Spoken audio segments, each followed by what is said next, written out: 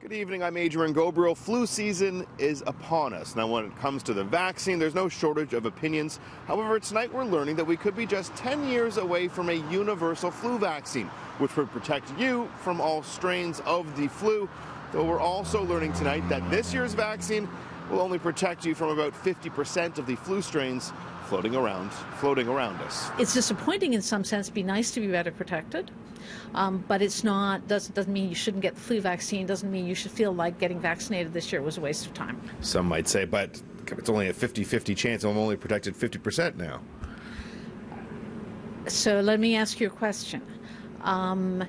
If I offered you a new innovation in your car that protected you from 50% of car accidents, would you take that? I definitely would. So there you go. That's the trouble with flu vaccine. It's not brilliant, okay? It doesn't protect you from everything, but it's a lot better than nothing.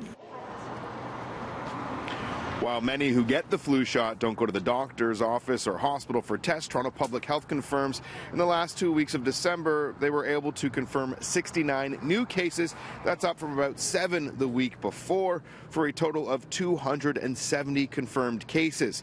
And this year's strains are presenting a challenge in the fight to combat the virus. There's A, there's B, it might as well be Y and Z for most people because they don't understand. If you can break us through the strains and what we're seeing this year, which is a little bit different. Well, so there are 3 main strains of influenza that circulate, 1B and 2As. And the A's are called H3 and H1. And every year when a flu season comes, 1 or 2 of those strains predominate. You can't tell ahead of time which one it's going to be.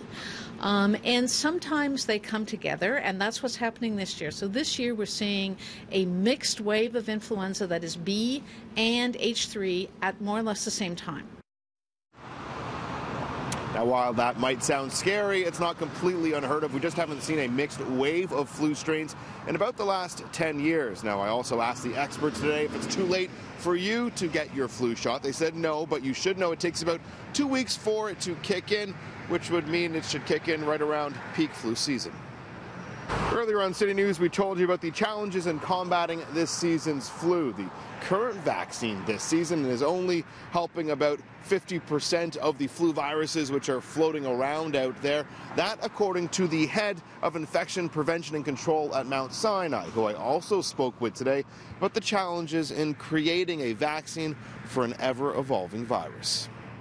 There's 2 specific challenges with the vaccines we have now.